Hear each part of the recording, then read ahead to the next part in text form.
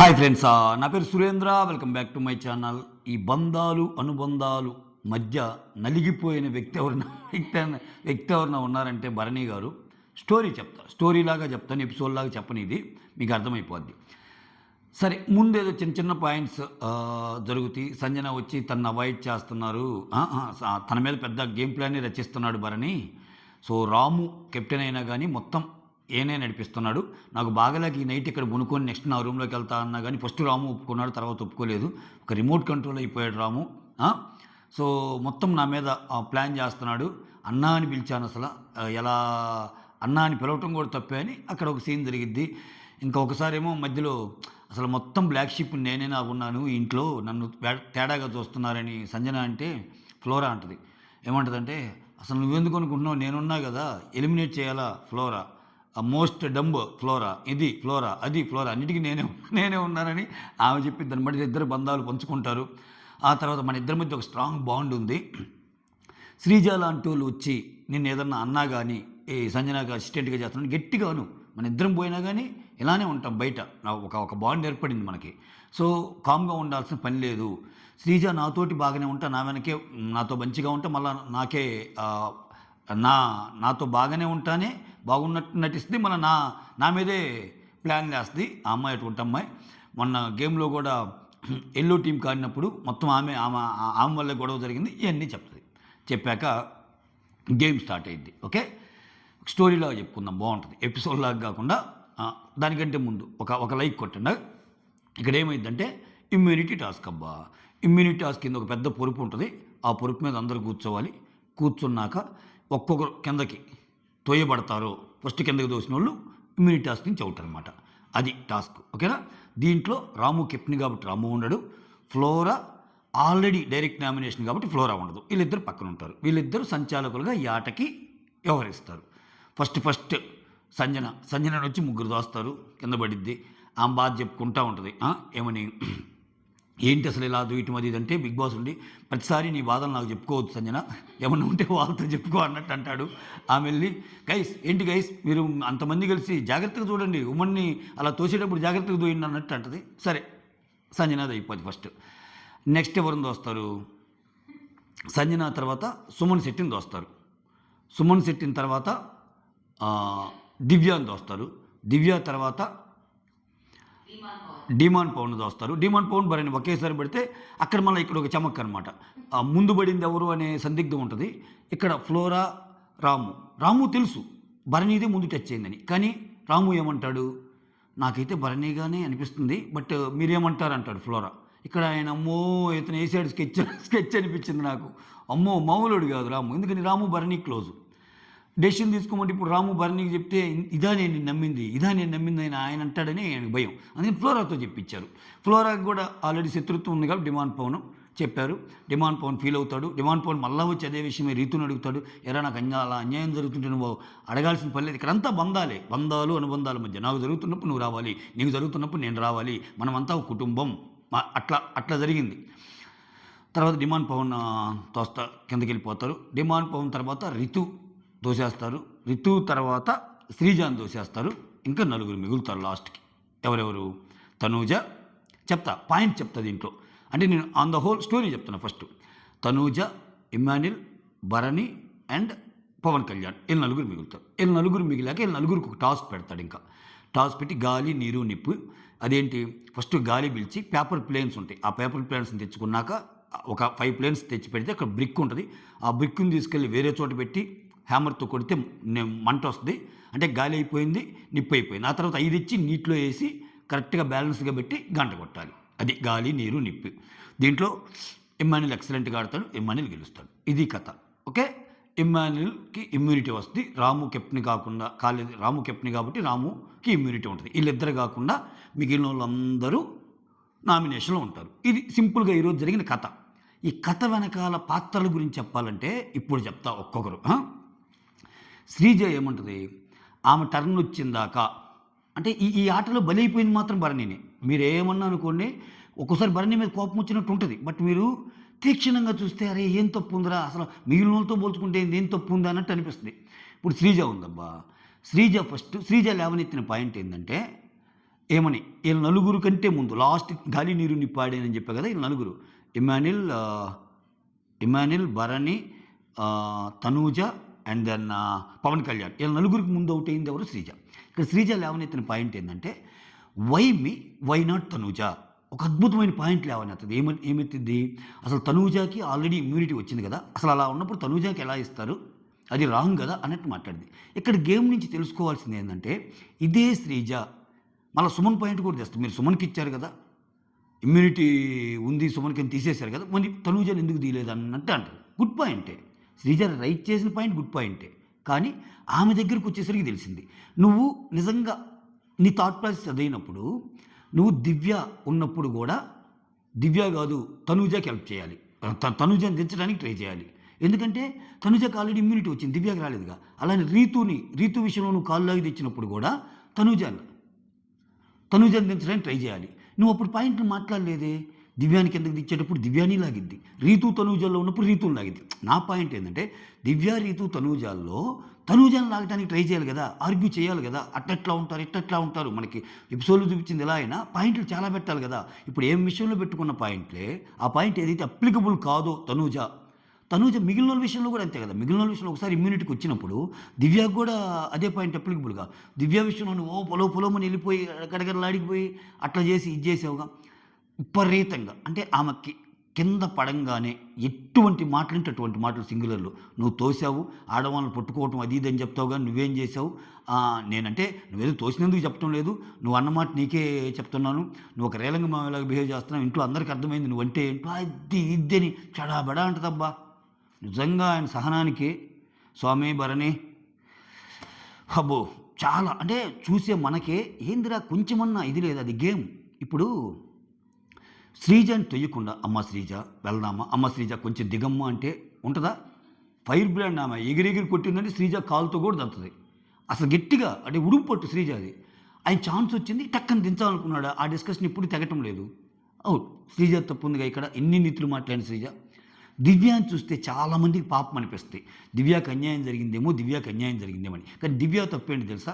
దివ్యాని ఒకనొక పాయింట్లో మన ముగ్గురం కలిసి ఆడదాం అంటారు. ఎవరు? శ్రీజ, రీతు, తనూజ, వీళ్ళందరూ. అంటే నాకు ఎప్పుడు ఆడాలో తెలుసు, నా ప్లాన్ నాకుంది, నాకు ఇప్పుడు ఈ పర్టికులర్ సెగ్మెంట్లో వెళ్ళటం ఇష్టం లేదు, నేను డిఫెండ్ చేసుకుంటాను, నా టర్న్ వచ్చినప్పుడు నేను వెళ్తాను, దిస్ ఈజ్ ఇండివిజువల్ గేమ్ అట్లా మాట్లాడాక అసలు ఇక్కడ జరిగిన తప్పేందంటే బాయ్స్ ఉండి గర్ల్స్ ఉన్నప్పుడు గర్ల్స్ ఒక్కరు ఏదైనా డిఫెండ్ చేసుకుని కింద పడేసినప్పుడు మనం అందరం కలిసి ఉన్నాం, మనం డిఫెండ్ చేసుకున్నామన్న ఇదే లేదు వీళ్ళకి. ఎందుకంటే వీళ్ళకి రిలేషన్స్ ఉన్నాయి. ఎందుకంటే అక్కడ తనూజ కోసం ఇక్కడ భరణి నిలబడతాడు, ఇమాన్యుల్ నిలబడతాడు, పవన్ కళ్యాణ్ నిలబడతాడు. సో అట్లా వాళ్ళకి తెలుసు రీతు కోసం కూడా మెజారిటీ నిలబడతారు, కానీ మిగిలిన వాళ్ళు త్వరగా పంపిస్తారు. అట్లా తెలిసినప్పుడు ఎందుకు? అదే ఈ బంధాలు అందరి తప్పులే. సో ఇక్కడ దివ్యలో ఆ ఒక్క చిన్న పాయింట్ నాకు తప్పు అనిపించింది. నువ్వు కూడా వాళ్ళకి అవసరమైనప్పుడు వాళ్ళు నిలబడి ఉంటే ఏమో నీకు హెల్ప్ దక్కేదేమో అనిపించింది. బట్ ఓవరాల్గా ఉన్న వాళ్ళు కొంచెం లాస్ జరిగిందంటే దివ్యాకే. ఎందుకంటే అది ఒకటి చెప్పుకొని తీరాలి. పాప మా అమ్మాయికి ఎవ్వరు సపోర్ట్ లేదు. అసలు ఎలా తయారైందంటే అమ్మాయి విషయంలో ఇటు సెలబ్స్, ఇటేమో కామన్ మ్యాన్స్ మాటలు చెప్తారేమో అంతే.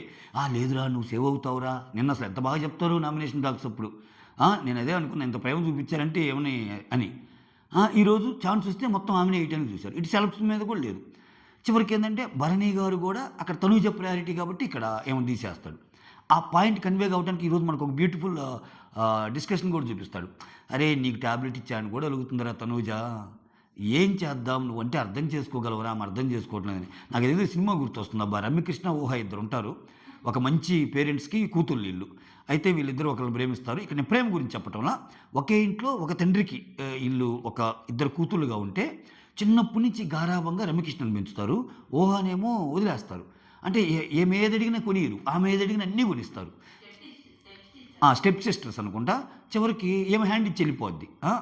అట్లా ఇక్కడ ప్రతిదీ అంటే నువ్వంటే అర్థం చేసుకోగలవమ్మా, చిన్నమ్మాయివైనా నువ్వంటే బాగా ఆలోచించగలవమ్మా, అక్కడ ఆలోచన శక్తి అంటే ఊరికొరికి నేను ఫీల్ అయిపోతుంటుంది, ఫైర్ అవుతుంటుంది నా మీద అన్నట్టు అంటాడు.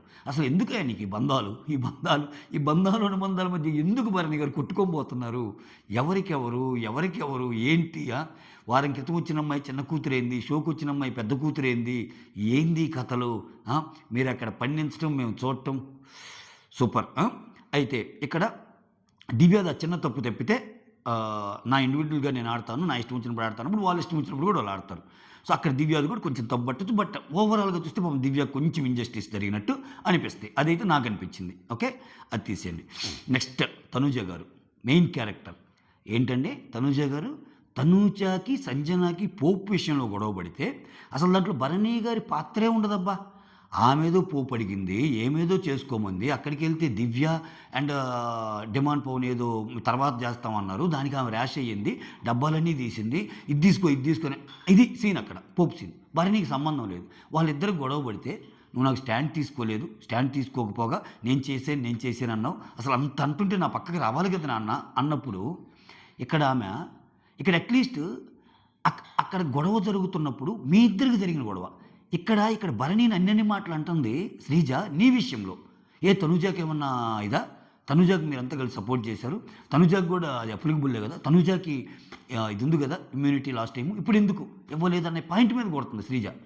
చాలా మాటలు అంటే నువ్వు అనొచ్చు శ్రీజ, బట్ కొంచెం రెస్పెక్ట్ఫుల్గా మాట్లాడని ఒక్కరు కూడా చెప్పాల, మిగిలిన చెప్పపోయినా పర్లా. తనూజ నాన్న నాన్న నాన్న నాకు జరుగుతున్నప్పుడు నువ్వు రాలేదన్నప్పుడు ఆయన నాన్న కూడా ఒంటరైపోయి అక్కడ, ఆ నాన్నకు కూడా సరే ఆయన ఎటువంటోడు, ఆయన మంచోడుగా నటిస్తాడు, ఇది నేను అది సపరేట్ కాన్సెప్ట్, దాని గురించి వచ్చినప్పుడు మాట్లాడదాం.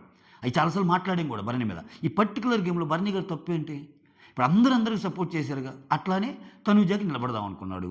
తనూజాకి నిలబడదాం అనుకునే ప్రాసెస్ వెనకాల శ్రీజాతో తిట్లు తిట్టాడు, దివ్యాతో తిట్లు తిట్టాడు, అందరితో, అటు రీతుతో. నువ్వు తనూజాని సపోర్ట్ చేసావు కదా, వెనక్కి లాగావు కదా మిమ్మల్ని ఇద్దరు ఉన్నప్పుడు, మరి నాకు చేయలేదు కదా అని రీతు అంటుంది. నీకు అసలు ఏమైపోయింది, నీకు హెల్ప్ వచ్చిన ప్రతిసారి నన్ను అసలు చిన్నచూపు చూస్తున్నావు అని ఆమె ఫీల్ అయ్యింది. ఇక్కడ శ్రీజ అంతంత ఎత్తుని ఎగురుతున్నప్పుడు తనూజ మాట్లాడిందా? మాట్లాడాల, కంఫర్టబుల్గా ఉంది. అసలు ఆ గేమ్లో కూడా ఏమన్నా అసలు కొంచెం ట్రై చేయడానికి ట్రై చేసిందా? లేదు. అసలు స్పోర్టివ్ స్పిరిట్ ఉందా? లాస్ట్లో నలుగురు ఆడుతుంటే ఫస్ట్ రౌండ్లోనే ఆ గాలి పీల్చడంలోనే అయిపోయింది, వెంటనే బయటికి వెళ్ళిపోయింది, బాత్రూమ్కి ఎక్కడికో ఏడ్చేసింది, మళ్ళీ వచ్చి కూర్చుంది. ఏంటి మళ్ళీ నీకు లాస్ట్ టైము ఇమ్యూనిటీ వచ్చింది, ఈ వీక్ కూడా రావాలంటే మిగిలిన వాళ్ళ పరిస్థితి ఏంది? అసలు ఫీల్ అవ్వాల్సిన అంశం కాదుగా ఫస్ట్ ఆఫ్ ఆల్. అంటే మనకి జరిగితే ఒకలా, వేరే వాళ్ళకి జరిగితే ఒకలా, ఇది తప్పు కదా తనుజది. సో శ్రీజాతి తప్పు, దివ్యాది తప్పు ఉంది, తనుజాది తప్పు ఉంది. ఇంకా రీతు ప్రతిదానికి నాకు హెల్ప్ చేయాలి. కళ్యాణ్ ఏంట్రా నన్ను తోస్తున్నావు, కళ్యాణ్ ఏంట్రా నన్ను అంటే ఏంటి, ఇంకా నిన్ను చివరిదాకా ఉంచాలా? అంటే ఇంకా నీకు ఛాన్స్ వస్తే నువ్వు స్ట్రాటజీలు రచించవచ్చు, ఏమైనా రచించవచ్చు, ఏం కాదు, తప్పే రీతుది కూడా. డిమాండ్ పవన్ చాలా బెటర్ అనిపించాను నాకు. ఏంటి డిమాండ్ పవన్ ఫస్ట్ ఆయన తోశారు. డిమాండ్ పవన్ భరణి తోసినప్పుడు ఫస్ట్ పడింది భరణినే, ఒక సంచాలక డెసిషన్లో బలైపోయాడు. అక్కడ డిమాండ్ పవన్ అయితే కొంచెం నాకు తప్పు అనిపించలా. డిమాండ్ పవన్లో సంచాలకుగా ఆహ్వానించిన వీళ్ళిద్దరికి తప్పు అనిపించింది. రాము ఏమో చూసి చూడనట్టు భరణి మీద, అంటే ఇదొక బంధం, ఇదేంది ఇది ఒక గురువు శిష్యుల బంధం, అంత బంధాలు అనుబంధాలు. ఈరోజు టాస్క్ సీరియస్నెస్ ఏమి లేదు, గట్టిగా ఒకరినొకరు కొడదాం ఏమి లేదు. వాడు నా తమ్ముడు, అక్క, చెల్లి, నాన్న, తమ్ముడు, పెన్నామ, పెదయ్య, గురువు, శిష్యుడు, ఈ వ్యవహారాలు జరుగుతున్నాయి. ఓఎమ్మ ఇప్పుడు నేను భరణి కాలు పెట్టే ఫస్ట్ అంటాడు భరణి గారే దిగాడని, భరణి గారు కాలు పెట్టారని నాకెందుకని ఫ్లోరాతో చెప్పిస్తాడు. ఆమె ఏమంటుంది, ఎస్ ఓకే అంటుంది. దీంట్లో తనూజ వచ్చి మళ్ళీ ఇద్దరు దిగినప్పుడు ఇద్దరిలో ఎవరినైనా సరే వాళ్ళకి ఇష్టం వచ్చిన వాళ్ళని సెలెక్ట్ చేసి అవుట్ చేయొచ్చు అన్నట్టు అంటది, సంచాలక డెసిషన్ అంటది. ఇప్పుడు ఏ గేమ్ అయినా ఇద్దరు దిగినప్పుడు ఫస్ట్ దిగిన వాళ్ళదే కదా, ఫస్ట్ దిగిన జనరల్గా మాట్లాడితే, అంటే గేమ్ రూల్స్ తెలియని వాళ్ళకి కూడా ఒక లేమ్యాన్గా ఆలోచిస్తే ఒక గేమ్ జరుగుతుంది, ఎవరి కింద ఫస్ట్ దిగితే వాళ్ళే అన్నదే జనరల్గా ఫాలో అయ్యే ప్రిన్సిపల్. దానికి కూడా ఆమె ఇది చెప్తుంది.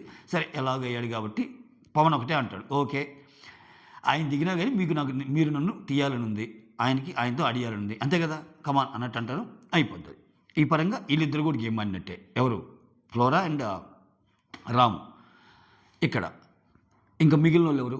ఇమ్మాన్యుల్ అందరికంటే పెద్ద గేమ్ ఆడాడు. నిజంగా ఇమ్మాన్యుల్ చాలా సేఫ్ గేమ్ ఆడుతున్నాడు. ఇమ్మాన్యుల్ ఏమంటాడంటే, ఇమ్మాన్యుల్ ఇక్కడేమో వాళ్ళందరిలో ఎవరిని తీయాలన్నప్పుడు ఒక మాట అంటాడు బన్నీతో నవ్వుతానే, ఇప్పుడు తనూజాని తీసేటప్పుడు మాత్రం నువ్వు కామ్గుండు, మా అమ్మని తీసేటప్పుడు మాత్రం నేను కామ్గుంటా, అట్లా జరిగిద్ది, లేకపోతే కష్టం అన్నట్టు అంటాడు. సరే వాళ్ళని తీసేంత అయిపోయాక భరణి వచ్చి శ్రీజాని కిందకి తోసినప్పుడు ఇదే ఇమ్మాన్యుల్ రీతుతో అసలు అలా చేస్తాడని మేము అనుకోలేదు అంటున్నాడు. What's wrong in it? అక్కడ ఏమన్నా తోసుకోకుండా ఉన్నారా? దివ్యాన్ని ఎట్లా లాగారు? దివ్యాన్ని లాగలేదా? అసలు ఇటువంటి గేమ్స్లో లాక్కుండా ఉంటారా? శ్రీజ లాగలేదా? అసలు ఎవ్వరు లాగలేదబ్బా. గేమే అటువంటిది. ఇప్పుడు చిన్నగా వచ్చి ఎక్స్క్యూజ్ మీ శ్రీజ ప్లీజ్ ఇంకా ఇంత డిస్కషన్ వద్దు నువ్వు దిగు అని భరణి గారు చెప్తే ఏంటదా? ఫస్ట్ భరణిని దూసేస్తుంది అమ్మాయి ఎనర్జీ లేకపోయినా. ఇంకా ఆయనకున్న ఆప్షన్ యూజ్ చేశాడు. పోనీ ఆయనకి ఏమైనా ఉండొచ్చబ్బా. దివ్య విషయంలో ఎలా చేసింది, నా చిన్న కూతురు విషయంలో అనుకోవచ్చు. తనూజాకి ఇప్పుడు శ్రీజాకి పోటీ కాబట్టి నా పెద్ద కూతురు గడ్డ వస్తుంది అనుకోవచ్చు, ఏదైనా అనుకోవచ్చు. బట్ నేననేది ఏంటంటే వీళ్ళందరూ అంటే ఈరోజు ఎక్కువ భరణి విలన్ అన్నట్టు జరుగుతుంది చర్చ. ఇప్పుడు వీళ్ళందరూ చేసే కరెక్ట్లు శుద్ధపోస్తులు అయితే భరణిని తొబ్బట్టాలి మనం. ఆయన అట్లీస్ట్ ఒక స్టాండ్ మీద ఉన్నాడు. నేను తనూజాకి చేయాలనుకున్నాను అనే ప్రాసెస్లో అందరితో తిట్లు తిన్నాడు ఆయన. విచిత్రం ఏంటంటే తనూజ నుంచి మళ్ళీ ఏం సపోర్ట్ రాలి ఆయనకి. నాన్న చాలా చేసావు నాన్న, సారీ నాన్న, నా కోసం ఇన్ని పడుతున్నావు నాన్న అని అలా. శ్రీజ అన్ని మాటలు ఏమని అంటుంటే మా నాన్న అంటున్నావు అని చెప్పి సపోర్టు రాలా. ఈ భరణి సిచ్యువేషన్ ఎంత దయానకమైన సిచ్యువేషన్ ఈ విషయంలో. నిజంగా మాట్లాడితే ఆయన పోనీ ఈ గేమ్లో ఆయన గెలిచిందేమీ లేదు. మళ్ళా అందరూ ఆయన సపోర్ట్ చేయాలని కోరుకుంటున్నారు. దివ్య వచ్చి నాకు ఎందుకు సపోర్ట్ చేయలేదు, నీకు ఛాన్స్ ఉంది కదా అంటది. పోనీ సపోర్ట్ చేయని వాళ్ళు తిడుతున్నారు, సపోర్ట్ చేసిన వాళ్ళు ఏమంటాంలా. తనుజాలు అంటారు ఎస్ నాన్న నా గురించి చాలా ఆడావు నాన్న అట్లా. ఆ డైలాగులు ఏమైనా వచ్చినాయా? కామ్గా ఉండి నవ్వుకుంటా ఉన్నారు వాళ్ళు.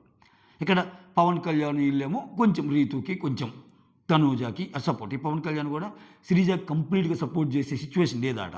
ఎందుకంటే తనూజ శ్రీజ అన్నప్పుడు ఇప్పుడు శ్రీజ వేరే వాళ్ళు అంటే శ్రీజాకి నేను సపోర్ట్ అంటాడు. అక్కడ తనూజ శ్రీజ అన్నప్పుడు చెప్పలేడు.